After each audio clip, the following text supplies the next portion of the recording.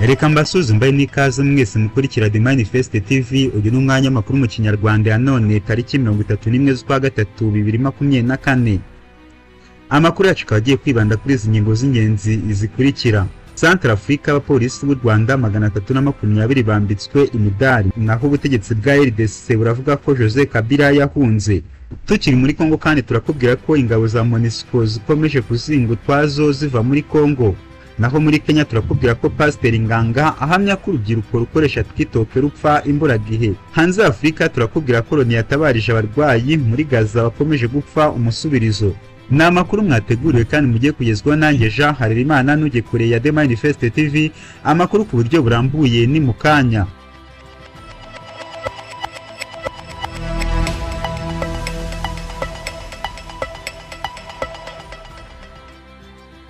Ikaze mu makuru yacu ku buryo burambuye. Polisi y'u Rwanda RNP yatangaje ko abapolisi bayo 320 bari mu butumwa bw'umuryango w'abibumbye bwo kubungabunga amahoro muri Repubulika ya Central Africa bambitswe imidari y'ishimwe. Ni umuhango wabaye kwa 28 2024 ubera mu murwa mukuru wa Bangui, aho bano bapolisi bari basanzwe bakorera.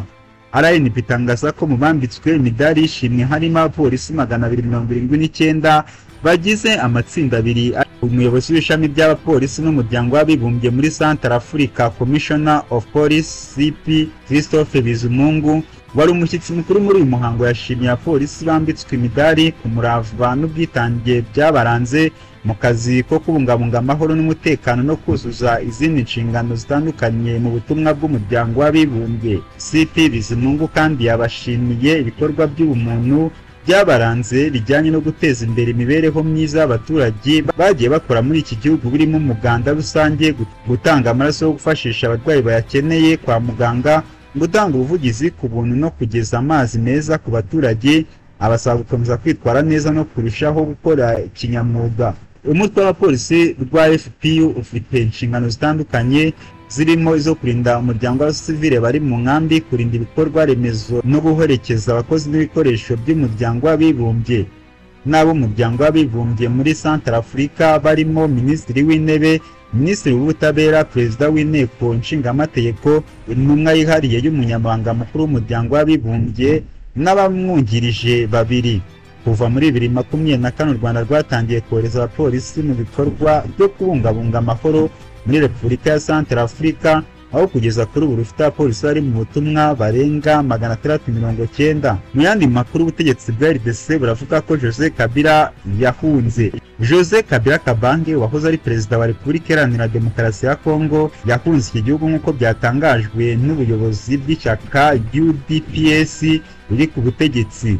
Umunyamabanga mukuru w'iri shyaka Auguste Kabuya yabitangaje kuri uyu wa gatandatu ubwo yagezaga ijambo ku barwanashyaka baryo. Kabuya yavuze ko Kabila wayoboye RDC imyaka 18 yahisemo guhunga bijyanye n'uko ari we uri inyuma y'intambara iri muri iki gihugu.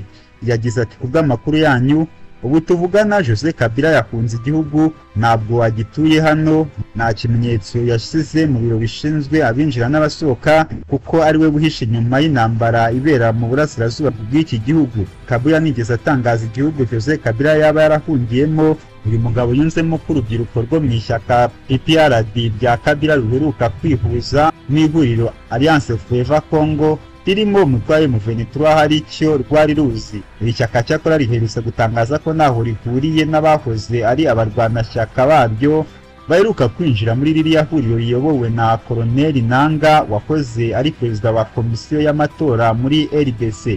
Tukiri muri Congo kandi turakubwira ko ingabo za MONUSCO zikomeje kuzinga twazo ziva muri iki gihugu. Abasirikare babarirwa muri 277 bo mu ngabo z'umuryango w'abibumbye MONUSCO bavuye mu ntara ya Kivu y'Amajyepfo bisubirira mu bihugu byabo. Ibi byatangajwe n'umuvugizi w'ingabo z'umuryango w'abibumbye MONUSCO Lieutenant Colonel Kedani Mesha kuri uyu wa gatanu ubwo yari mu kiganiro n'abanyamakuru Igoma ku murwa mukuru w'intara ya Kivu y'Amajyaruguru. Muri icyo kiganiro yavuze ko ingabo z'umuryango w'abibumbye MONUSCO zituruka mu gihugu cya Pakistani ari bo batashye, bakaba abenshi muri bo barakoreraga mu bice byo mu ntara ya Kivu y'Amajyepfo. Avuga kandi ko bamaze gutaha bari mu cyiciro cya mbere cyo kuva muri Iharanira Demokarasi ya Congo.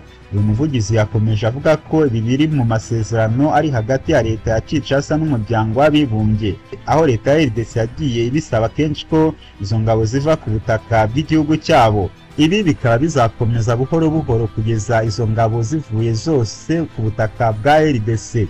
Muri Mutarama 2024, Minisitiri w'Intebe wungirije ushinzwe ububanyi n'amahanga Christophe Rutundura n'uhagarariye umunyamabanga mukuru w'umuryango w'abibumbye muri RDC Binto Keita abavuze ku bijyanye n'uko MONUSCO izava muri icyo gihugu.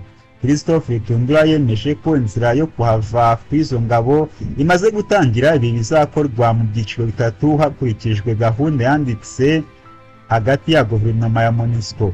Binto Keita yerekanye ko icyiciro cya mbere kigizwe no kuvana burundu ibice by'igisirikare n'abapolisi bagize MONUSCO mu ntara ya Kivu y'Amajyepfo bitarenze ukwezi kwa Mata 2024. Icyiciro cya kabiri giteganya kuvana ingabo za MONUSCO muri Kivu y'Amajyaruguru nyuma yo kuva muri Kivu y'Amajyepfo nk'uko byasabwe n'akanama gashinzwe umutekano.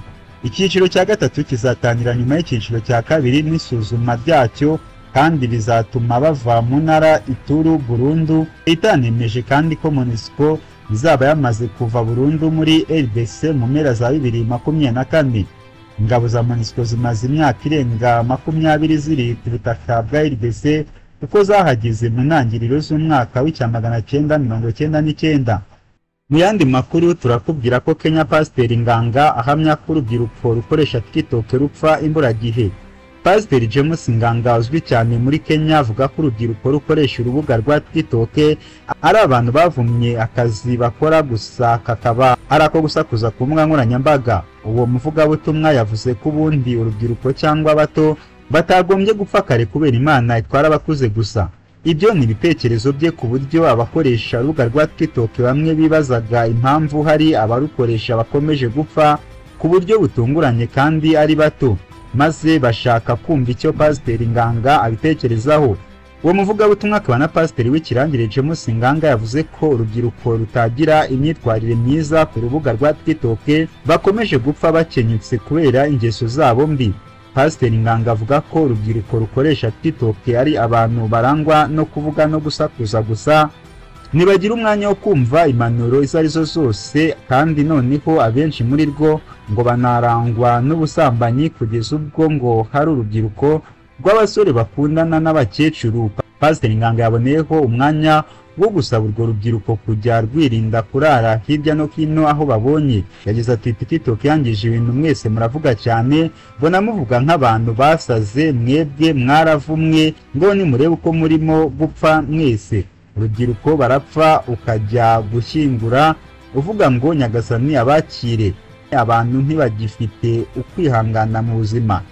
Ikinyamakuru KUKO cyanditse ko Pasiteri Nganga yavuze ko Imana idatwara urubyiruko, uko impfu zibasira urubyiruko rukoresha TikTok ari ziterwa na shitani. Ibyo umupasiteri yavuze byazamuye imbamutima z'abantu benshi bakoresha urwo rubuga, bamwe banashyigikiye ko ibyo avuga ari ukuri, mu gihe abandi bavuga ko bamagana ibyo bitekerezo bye. Umwe mu bakoresha urwo rubuga ku izina rya Nasha yagize ati genda umwisilamu ariko ndemeranwa nawe komanda. Hanze Afurika turakubwira ko Loni yatabarije abarwayi muri Gaza bakomeje gupfa umusubirizo. Umuyobozi mukuru w'ishami ry'umuryango w'abibumbye ryita ku buzima OMS Tedros Adhanom Ghebreyesus yatabarije abarwayi bari mu bitaro bitandukanye byo muri Gaza batari kubona ubuvugizi uko bikwiye, asaba Israel ko yafasha muri gahunda yo gushaka uko bagezwaho ku bitaro byo mu bindi bihugu. Yifashishije urubuga rwa X, Tedros Adhanom yagaragaje ko kuri ubu muri Gaza hari ibitaro 10 byonyine ari byo bikora, kandi abarwayi ibihumbi n'ibihumbi bakomeje kwamburwa ubuzima. Yagaragaje ko kuri ubu abarwayi bagera ku bihumbi 9 bakeneye byihutirwa kwimurirwa mu mahanga kubera serivisi z'ubuzima zarokora ubuzima bwabo bakeneye, zirimo izo kuvura kanseri, ibikomere byatewe na bombe, ubuvuzi bw'impyiko n'izindi ndwara zitandukanye. Yakomeje ati kugeza ubu abarwayi barenga 3,400 boherejwe mu mahanga binyuze muri Rafa, barimo 2,198 bakomeretse, ariko abandi benshi bakeneye kwimurwa. Turasaba Israel kwihutisha ibyemezo byo kwimura abo barwayi kugira ngo abafite uburwayi bukomeye bashobore kuvurwa. Amezi 6 agiye kwirika intambara Israel n'umutwe wa Hamas itangijwe nyuma y'ibitero umutwe wagabye kuri iki gihugu bigahitana abarenga 1,200. Israel yahise itangira kugaba ibitero yise ibyo kwirwanaho umutwe wa Hamas mu bice bitandukanye, ndetse wangiza bikomeye agace ka Gaza uyu mutwe ubarizwamo. Mu bikorwa remezo byangijwe bikomeye harimo n'ibitaro byita ku barwayi, ari nayo mpamvu kugeza ubu bamwe mu barwayi mu bitaro babuze zimwe muri serivisi z'ubuvugizi kandi z'ingenzi. Ikindi kibazo cy'ingorabahizi ni ukubona uko ibikorwa by'ubutabazi nk'ibiribwa bigera muri utwo duce kubera imirwano ikomeje, n'ubwo umuryango w'abibumbye wasabye ko hatangwa agahenge. Ni amakuru mwateguriwe kandi mwagezwagaho nanjye Jean Harerimana, nkurakira gukora subscribe, share, comment kugira ngo ibikorwa byacu bikomeze kukugeraho.